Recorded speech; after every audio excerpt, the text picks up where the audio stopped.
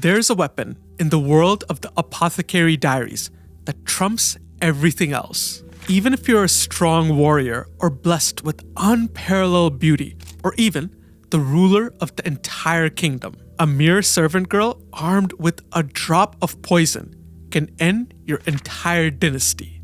Poison is an ever-looming threat in this world, hiding in every cup and behind every morsel of food.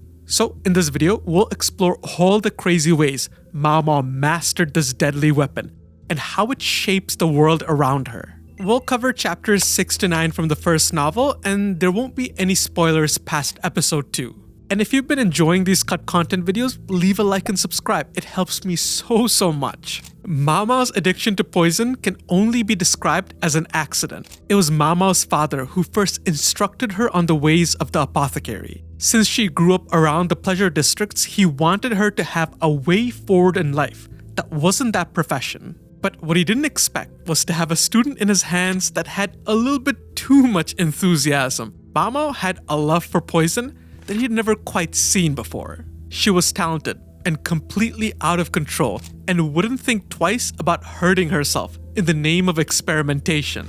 Along her left arm, you'd see a collection of cuts, burns, needle wounds, you name it. She was smart enough to make sure all the damage was isolated to her left arm, leaving her right arm open for other antics. She would ingest poison in small doses to make her body accustomed to them. And when that wasn't enough, she would just let herself get bitten by a venomous snake because why not? This led to her passing out on several occasions because when you let a venomous reptile bite you, it's hard to get the dosage right. And the one person who felt the full brunt of her mad scientist antics was her poor father. Because all anyone ever saw was a petite girl wrapped up in bandages. She was pale and fainting all over the place. Everyone assumed that her father was abusing her at home, never imagining that the girl was willing to injure herself in the name of science. So, as you can see, Maomao came into the world of the rear palace with ample experience. And this is what makes Maomao a ridiculously valuable asset. Because poison is the #1 reason Gyokyo's life is often in danger. When Gyokyo first came to the palace, she had 10 ladies in waiting. But once she fell pregnant, the number of attempts on her life skyrocketed, and the weapon of choice was poison. One of her food tasters suffered from nerve damage, paralyzing her limbs, and her ladies in waiting would find poison needles within her clothes. The repeated attempts at the consort's life thinned her ladies in waiting from 10 all the way down to 4. Although Gyokyo was a tranquil and cheerful person, she was forced to exercise her careful nature. She and her ladies in waiting did not trust anyone within the palace. That's why they took care of all her domestic work.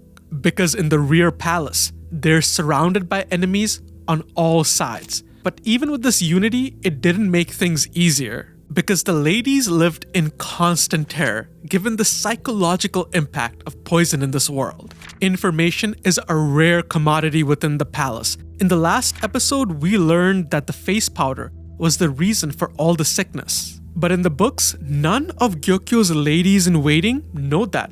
All they know of is the rumor that the princess's food was poisoned. And the remaining 4 ladies in waiting had to taste Gyokyo's food. Is it any surprise they were intensely grateful to Maomao for taking on this task? Maomao's job became to taste the food for Gyokyo, the princess, and even the emperor when he visited the pavilion. And given Maomao's experience, you would think she's perfect for the role, but that's not the whole story. On one hand, her vast experience allows her to detect any fast-acting poison. We saw an example of this when she's able to analyze the food both by taste and smell, suggesting silverware instead of ceramics to make detection easier. But since Maomao's body is accustomed to various toxins, it's hard for her to detect slow-acting poisons. She can't notice the effects immediately, and given her resistance, she might not feel them at all. And to top it all off, this job as a food taster was ruining her quality of life. Since the ladies felt bad for Maomao, they wouldn't let her do any work, and combine that with all the food she was eating given her new position, Maomao was putting on a bit of weight. Now, she isn't one to care for beauty standards, but it was getting in the way of enjoying her favorite vice. The effects of a poison are in proportion to one's body size. The more weight, the less pain, which Maomao did not like. I was gonna make a joke about first world problems here, but I'm having a hard time understanding what world this problem is exactly from. However, Maomao's rabbit experimentation wasn't solely for pleasure. As a child, Maomao was idealistic. Whenever she learned of medicine, she wanted to create a cure-all, something that would work for anyone in any situation. Her father warned her that it did not exist, but Maomao wouldn't listen. So all the cuts and stabs you see in her arms, they're actually for science. Maomao considered any stimulant to be medication. The lower someone's tolerance is, the better the medicine worked. Once Maomao pickled a whole venomous snake in alcohol and drank the entire thing, so she would consider herself to be an experienced drinker. And becoming a lady-in-waiting allowed her to get back into her craft of making medicine. As a serving girl, Maomao noticed a plethora of medicinal herbs growing in the rear palace. But she couldn't use them. Maomao lived with 10 other girls in the same room, so it would draw unwanted attention. But as a lady-in-waiting, she had access to her own room and could use chores as an excuse to go gather ingredients. And the scene where she has to go make an aphrodisiac for Jinshi is great at showcasing her talent. And although the animation looks fantastic, I am not smart enough to follow along and understand what's happening. So I was glad the books explained the entire process of making the love potion. Maomao had a taste of it when she was a kid, and it felt like downing an entire cup of really strong liquor.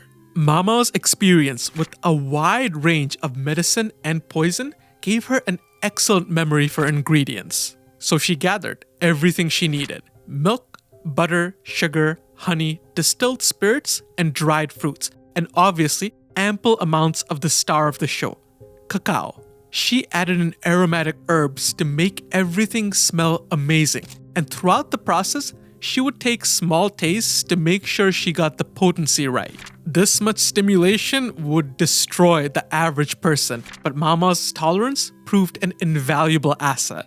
Now comes the challenge of actually coating the fruit with chocolate. The season is hot, so Maomao didn't have access to any ice. Instead, she got a giant jug and filled it halfway with water. She put the fruit on a tray and set the tray afloat inside the jug. As the water evaporates, the inside gets cooler and it hardens the fat, setting the chocolate. And as impressive as all this knowledge is, it also puts a problematic target on Maomao's back. A great example is revealed in Maomao's conversation with Honyan. Common women in the palace are set free after a few years because they're easy to replace. But women with special knowledge like Maomao's are held onto for far longer because you can't find them easily. However, the person most skeptical of Maomao's knowledge and intentions is Jinshi. And there's a lot of cut content from the show that highlights this skepticism. Because at the beginning, Jinshi is wary that Maomao might use her talents for evil, in which case he has to quote-unquote corner her somewhere where she couldn't do anything harmful. And in the latter part of the episode, Jinshi shares a story where a band of soldiers are sent to deal with barbarians. The task is simple, but on the way back, the soldiers are poisoned. And since they gathered provisions from a nearby village, the villagers are blamed for poisoning them. In the anime, Jinshi asks Maomao for advice, and she explains that it wasn't the villagers who betrayed the soldiers, but the poisonous wood that they burned. However, in the books, there's a lot more to this scene because Jinshi never asks for Maomao's advice. He shares the story at Gyokyo's request, but makes sure Maomao is there to listen in on the conversation. Maomao is outraged by the story, and it's heavily implied in the books that that was Jinshi's entire goal. Because Jinshi wants to know, what are Maomao's motives? What was the reason Maomao saved the imperial princess? Was it to gain their trust so she can betray them later? Or was it because of her sense of justice? However, unprompted or not, Maomao provides the answer, and she does it in a way that it doesn't seem like she's blaming the soldiers, but tries to lead both Gyokyo and Jinshi to the right answer. Maomao wasn't sure if Jinshi had the power to do anything, but she was willing to take a chance to save innocent people. And in the process, she proved herself to be trustworthy, because by offering this information, she has nothing to gain and everything to lose. And with that, we'll conclude this episode of Cut Content. If you guys like this episode, please leave a like and subscribe. It helps out the channel so much. And I'll see you guys in the next video.